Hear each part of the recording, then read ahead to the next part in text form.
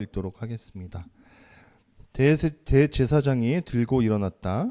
그와 함께한 모든 사람들 곧 사두개파 사람들도 동참했다. 그들은 시샘으로 가득 찼다. 뻗어 사람들을 붙잡아 공공 감옥에 가두었다. 그런데 주님의 천사가 밤사이에 감옥 문들을 열어젖히고는 사도들을 이끌고 나가서 말했다.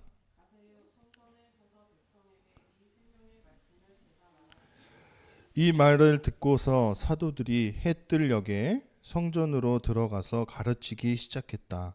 한편 대제사장과 그와 함께하는 사람들이 이르러 유대야 최교 위원과 이스라엘 사람의 전체 원로회를 불러 모았다. 그러고는 가두어 둔 곳에 사람을 보내어 사도들을 끌고 오게 했다.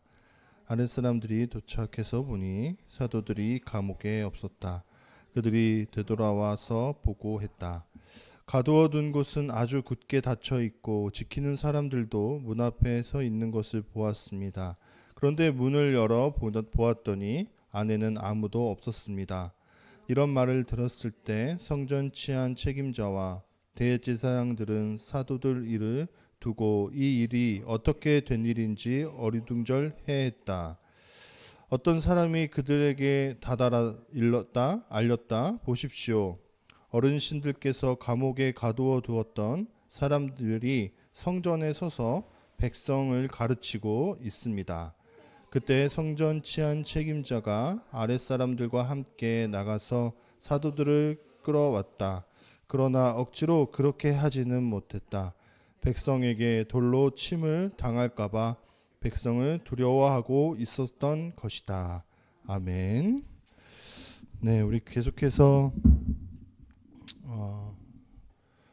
기도회가 진행되고 있습니다. 우리 혹시라도 이렇게 영상을 보게 되시는 분들, 또 혹은 저희 교회 소식을 인스타나 페이스북이나 이게 보고 계신 분들, 혹은 지나가시다가 또 가까이 계시다가 함께 동참하는 시간들이 있었으면 좋겠습니다.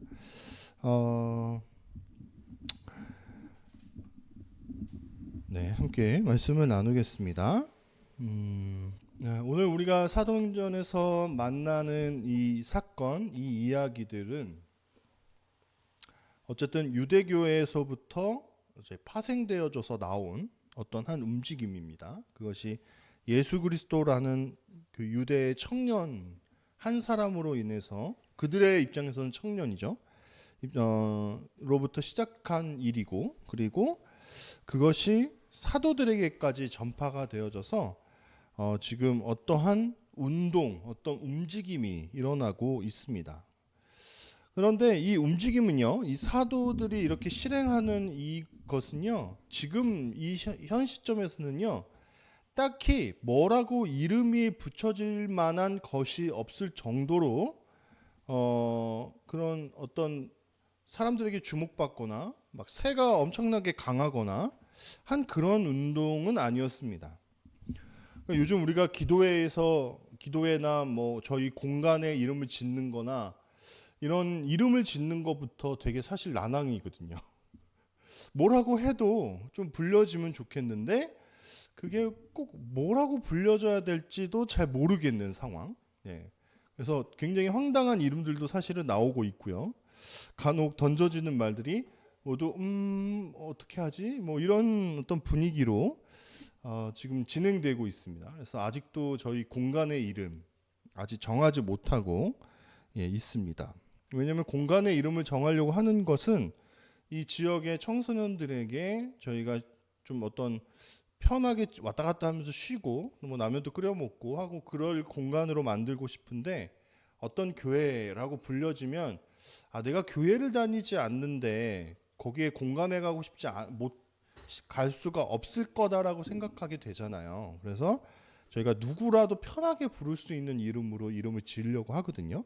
그래서 그 이름을 짓는 것도 계속 정말 몇 주가 걸리고 있는 그런 상황입니다. 근데 명칭이 있어야 사실 그 명칭이 그 어떠한 운동이나 공간이나 어떤 단체나에게 그 힘을 제공을 하거든요. 그런데 이 당시에 이 그리스도인들의 어떠한 이러한 움직임, 행동, 이 사람들이 하고 있는 이 새로운 운동에 대해서는 뭐라고 이름이 붙여지지도 않은 때입니다.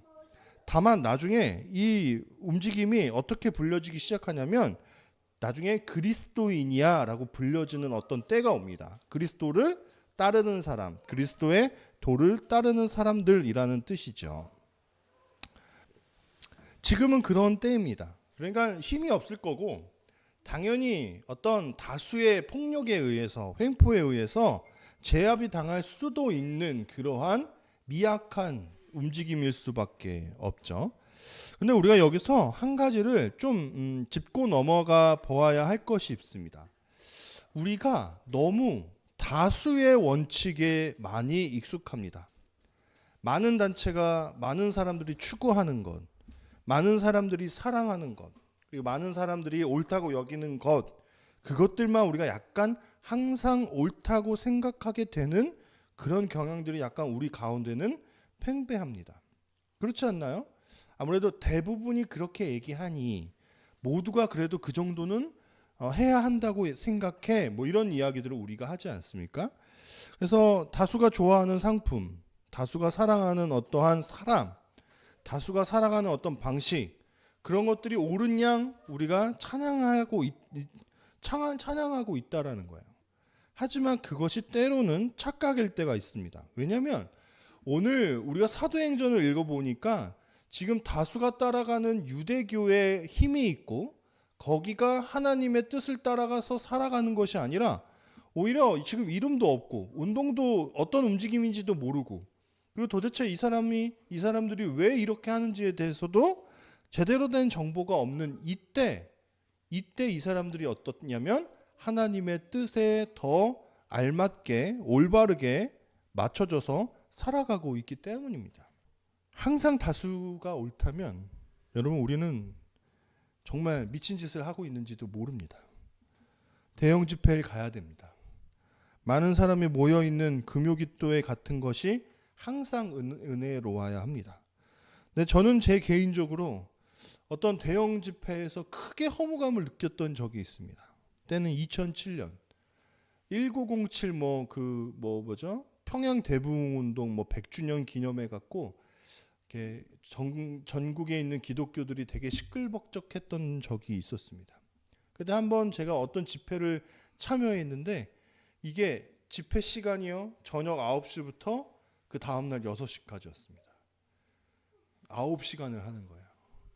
그래서 세 타임씩 나눠져서 이 얘기를 몇 번 했을 텐데 나눠져서 찬양팀이 바뀌어지면서 찬양을 하고 말씀하고 기도회하고 한 타임 끝, 두 번째 타임 또 어떤 찬양단이 나와서 하고 세 번째 타임 해갖고 9시부터 6시까지 서울의 새로워짐을 위해서 그렇게 뛰고 기도하고 열정적으로 말씀 듣고 했던 모임이었습니다.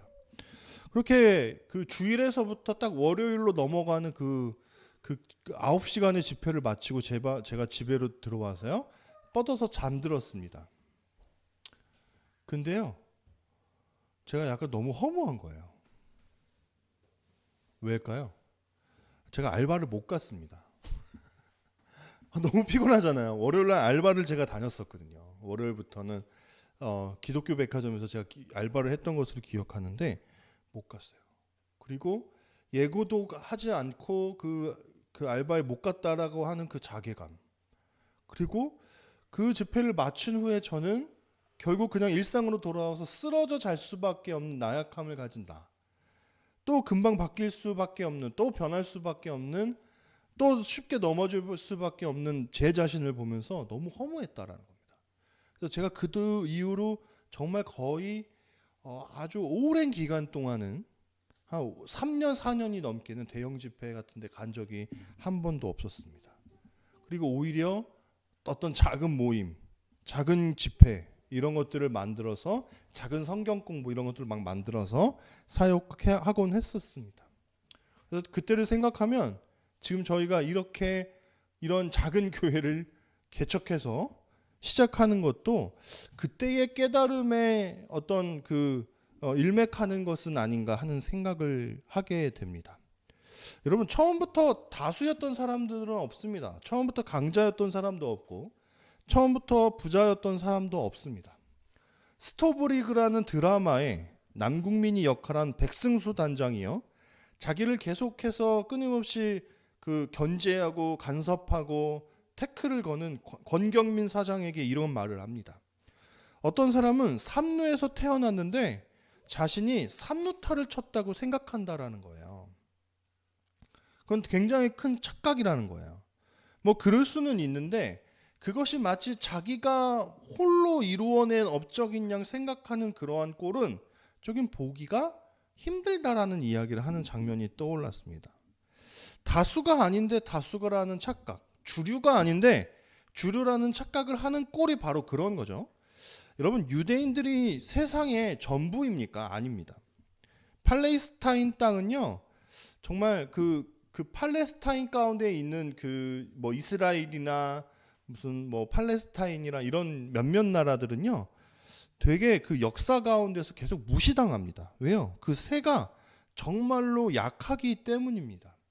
어떤 역사가가 엄청나게 두꺼운 역사책을 썼대요.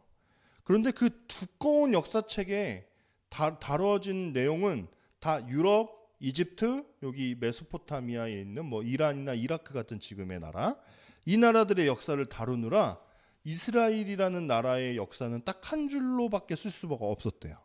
그러한 나라가 있었다 정도요. 그러니까 이스라엘이라는 나라는 정말 이 역사 가운데서 정말 작고 연약하고 부족한 나라이지 않습니까? 그런데 이스라엘이라는 사람들이 행동하는 그 모습을 보면 마치 자신들이 세상의 중심이냐, 나는 하나님께 사랑받으니까 내가 마치 뭐 자신들만 온전히 이 세상에서 구원받은 사람들인 양 생각하는 꼴은 굉장히 보기가 불편하죠.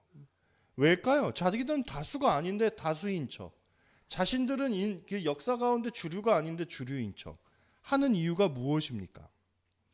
이것은 그들이 가지고 있는 지나친 선민 사상 때문입니다. 사랑받았으면 그 사랑받음이 감사와 겸손으로 나아가야 되는데 오히려 기고만장하고 안하무인하고, 그래서 마치 모든 것 위에 자신들이 있는 양 생각한다면 그것은 사랑에 대한 잘못된 해석이죠. 사랑받음에 대한 부정적인 결과일 수밖에 없습니다. 그러나 생각해 보세요. 생각해 보면 이스라엘은요, 그 당시에도요, 로마 제국이라는 큰 나라의 속국 중에 하나이고요. 그리고 역사 가운데 계속해서 이스라엘은 여러 나라의 지배를 받았던 그런 나라입니다. 여기서 우리는 유배라는 개념과 맞닥뜨리게 됩니다. 이스라엘은 지금 유배 중이에요. 어떤 나라에 지배당해서 끌려가 있는 상태예요. 물론 지금은 자기 땅에서 살지만, 근데 역사를 보면 이스라엘은 계속 유배의 역사를 살아갑니다. 그렇죠? 이집트 때만 해도 그렇죠. 괴인으로 끌려가서 그랬고, 그리고 그 이후에도 뭐 여러 나라들에게 계속 지배당합니다. 바벨론, 아시리아, 그리스, 뭐 이런 나라들에게 계속 지배당하는 것을 우리가 볼 수 있지 않습니까? 정말 약한 종족이에요. 소수예요. 그런데 자신들이 세상의 전부인 양 살아가는 건, 생각하면서 살아가는 건 너무 꼴불견입니다. 여러분, 우리는 오늘날 우리 한국 땅의 기독교가 몇 퍼센트 정도 되는지 아십니까? 대략? 몇 퍼센트나 되죠? 안 세봤나요? 네, 지금 한 10몇 프로 정도 된다고 합니다. 이제는 많이 줄었죠. 과거에 한 80년대, 90년대에 기독교가 정말 엄청난 부흥을 이뤄왔을 때, 물론 90년대부터 급격하게 꺾여서 지금까지 계속 하락세이긴 하지만요, 70년대, 80년대를 겪으면서 기독교는 굉장히 한국의 기독교는 굉장히 큰 부흥을 경험했습니다. 그리고 그때에 굉장히 많은 대형 교회들이 이 땅에 생겼어요. 그리고 그 대형 교회들이 경제와 정치에 어떠한 영향들을 행세하기 시작했던 때도 있습니다. 그래서 어느 날부터 한국 기독교가 착각을 하기 시작했어요. 우리는 기독교 국가가 절대 아니잖아요. 기독교 국가다라고 하면 못해도 80% 90%는 믿는 사람들이 있어야지 거기가 우리가 기독교 국가라고 얘기할 거 아닙니까? 실제로 그렇고요. 근데 20%밖에 안 되는 인원수를 갖고 있으면서도 마치 한국 기독교가 이 땅의 주류인 것처럼, 그리고 이 땅에 어떠한 큰 역할을 하는 것처럼 되게 기고만장해서 살아가던 그러한 시간들이 있습니다. 굉장히 큰 오해죠. 아니잖아요. 엄청난 착각이잖아요. 한국 기독교는 주류가 아니지 않습니까? 한국 기독교는요, 저는요, 지금 이 한국 사회 안에 유배되어 있는 기독교라고 생각합니다. 세상의 문화에 어쩌하지도 못하고 끌려와가지고 끌려가거나 끌려다니거나 하는 그런 주류가 아닌 유배된 어떠한 존재들이라고 저는 생각을 합니다.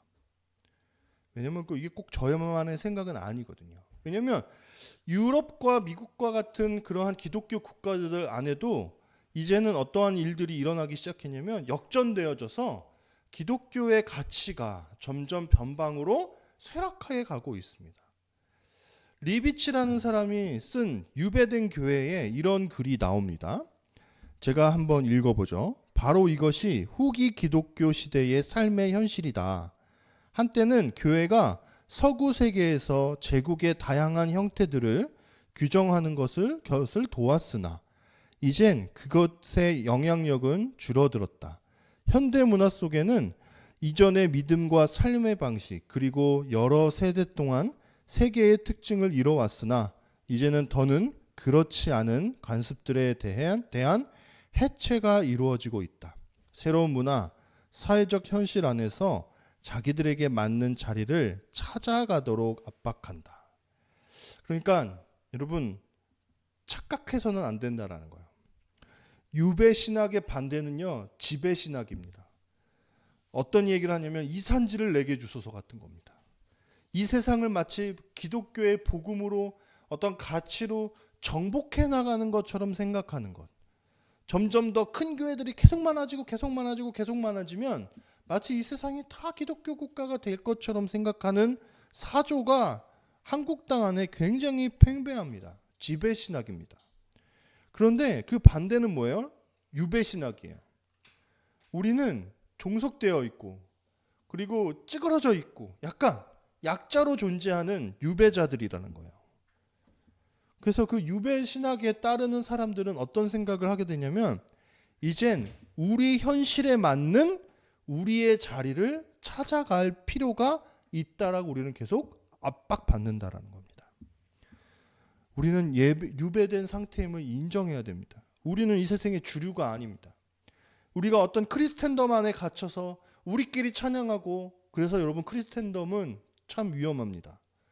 자기네들은 세상의 주류가 아닌데, 전부가 아닌데, 자기들만 사랑받는 선민이 아닌데 마치 그 안에 갇혀서 자신들이 세상의 전부인 양 주류인 양 생각하게끔 만드는 그 크리스텐덤의 방식은 교회를 사실 되게 해쳐가고 있습니다.